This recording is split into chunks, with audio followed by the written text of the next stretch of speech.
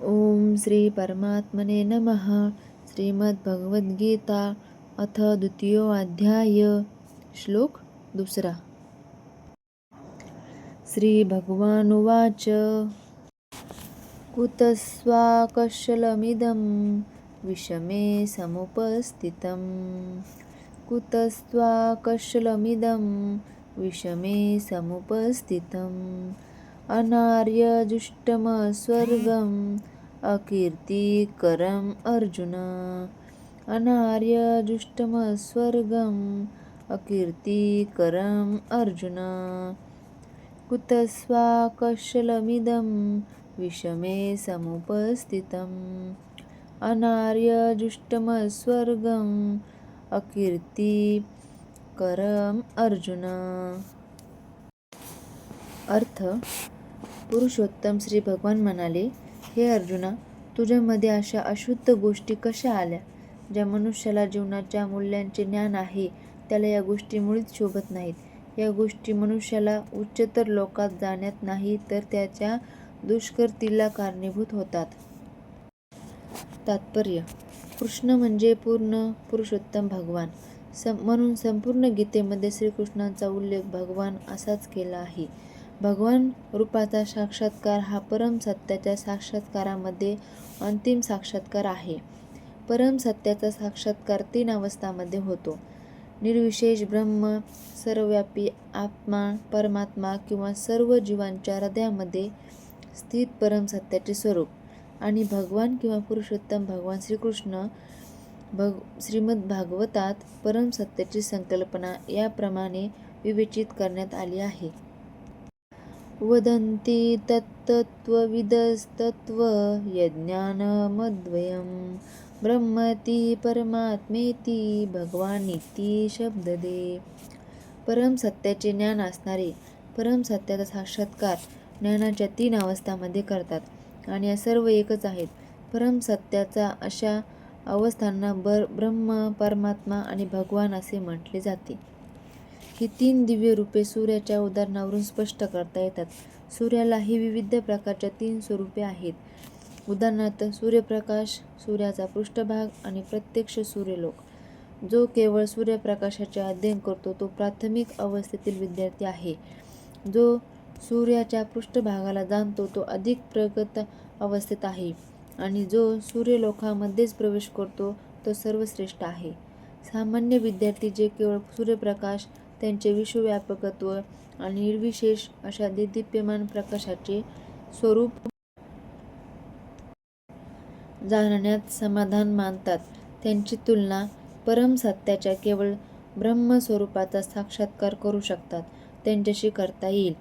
जो विद्यार्थी आणखी थोडा प्रगत आहे तो सूर्यगोलाचे स्वरूप जाणू शकतो व त्याची तुलना परम सत्याच्या परमात्मा स्वरूपाचा साक्षात्कार करणाऱ्याशी करता येईल, आणि जो सूर्यग्रहाच्या अंतप्रदेशात प्रवेश करू शकतो त्याची तुलना परम सत्याचा साकार रूपाचा साक्षात्कार करणाऱ्याशी करता येते. म्हणून सर्व प्रकारचे विद्यार्थी जरी परम सत्य या एकाच विषयाच्या अध्ययनात मग्न असले तरी भक्त किंवा ज्यांनी परम सत्याच्या भगवान स्वरूपाचा साक्षात्कार केला आहे ते सर्वश्रेष्ठ अध्यात्मवादी आहेत. सूर्यप्रकाश, सूर्यगोल आणि सूर्यग्रहातील आंतरिक व्यवहार एकमेकांपासून अलग करता येत नसले तरी 3 विविध अवस्थांचे अध्ययन करणारे विद्यार्थी एकाच प्रकारचे नसतात.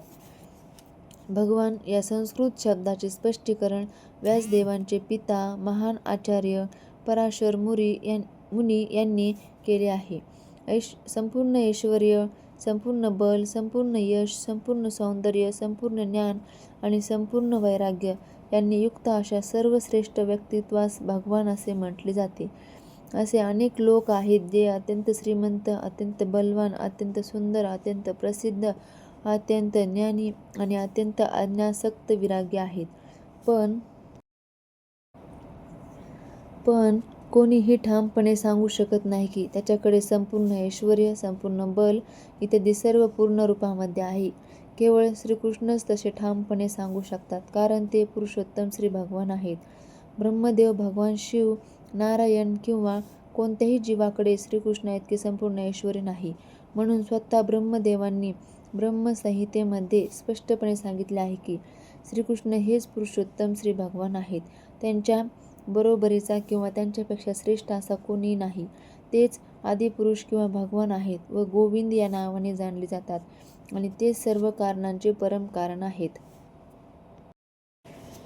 ईश्वर परम कृष्ण सच्चिदानंद विग्रह अनादिरादिर गोविंद सर्व कारण कारणम. भगवंताच्या गुणांनी संपन्न अशा अनेक व्यक्ती आहेत, परंतु श्रीकृष्ण हेच सर्वश्रेष्ठ आहेत, कारण कोणीही त्यांची बरोबरी करू शकत नाही. तेच परम पुरुष आहेत आणि त्यांचे शरीर शाश्वत, पूर्णपणे ज्ञानमय आणि पूर्णपणे आनंदमय आहे. तेच आदिपुरुष श्री गोविंद असून सर्व कारणांचे मूळ कारण आहेत. श्रीमद भागवतात सुद्धा पूर्ण पुरुषोत्तम भगवान यांच्या अनेक अवतारांची यादी आहे, पण श्रीकृष्णांचे आदिपुरुष श्री भगवान असेच वर्णन करण्यात आले आहे व त्यांच्यापासूनच अनेकानेक अवतारांचा विस्तार होतो. इते चा शकला पुरुषं कृष्णस्तु भगवान स्वयं इंद्रारिव्याकुलं लोकं मृडयन्ति युगे युगे. या ठिकाणी भगवंताच्या ज्या अवतारांची यादी देण्यात आली आहे ती म्हणजे भगवंताची विस्तारित रूपे आहेत किंवा त्यांच्या विस्तारित रूपांची अंशरूपे आहेत. पण श्रीकृष्ण हे स्वतः पूर्ण पुरुषोत्तम भगवान आहेत. म्हणून परमात्म्याचे आणि निर्विशेष ब्रह्माचे उगमस्थान असणारे श्रीकृष्ण हेच पुरुषोत्तम भगवान परमसत्य आहेत. पूर्ण पुरुषोत्तम भगवंताच्या उपस्थितीत अर्जुनाचा आपल्या नातलगाबद्दलचा शोक हा निश्चितच अशोभनीय आहे आणि म्हणून श्रीकृष्ण कुतः म्हणजे कोठून या शब्दात आपले आश्चर्य व्यक्त करतात. आर्य म्हणून जाणल्या जाणाऱ्या सुशिक्षित समाजातील व्यक्तीकडून अशा प्रकारचे दौर्बल्य कधीच अपेक्षित नव्हते. आध्यात्मिक ज्ञानावर आणि जीवनमूल्यावर आधारित असणाऱ्या समाजातील व्यक्तींनाच आर्य हा शब्द लागू पडतो. जीवनाबद्दलच्या भौतिक संकल्पनेने पछाडलेल्या लोकांना जीवनाचे ध्येय हे परम सत्य श्री विष्णू किंवा श्री भगवान यांची प्राप्ती आहे याचे ज्ञान नसते. ते भौतिक जगाच्या बाह्यकारी रूपाद्वारे आकर्षिले गेल्यामुळे त्यांना मुक्ती म्हणजे काय याचे ज्ञानच नसते. ज्या लोकांना भौतिक बंधनातून मुक्त कसे व्हावे याचे ज्ञान नसते त्यांना अनार्य म्हटले जाते.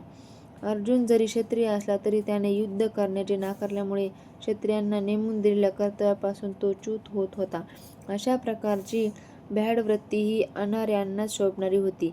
अशा रीतीने कर्तव्यभ्रष्ट होणे एखाद्याला आध्यात्मिक जीवनामध्ये प्रगती करण्यास सहाय्यक तर होतच नाही आणि या जगतामध्ये कीर्तिमान होण्याची संधीसुद्धा त्याला मिळत नाही. अर्जुनाची आपल्या नातलगाबद्दलची तथाकथित करुणा भगवान श्रीकृष्ण मान्य करत नाहीत.